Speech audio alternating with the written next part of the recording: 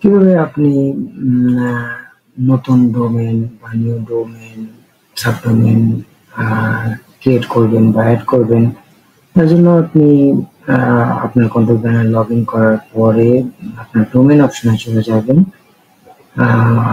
Domain অপশনটি খুঁজে পেতে সমস্যা হলে সার্চ বারে লিখে সার্চ করলে আপনি ডোমেন অপশনটি পেয়ে যাবেন।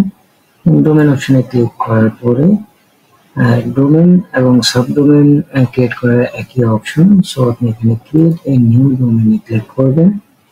ডোমেন অপশনে ক্লিক করার পরে এখানে আপনার ডোমেন নেমটি দেবেন।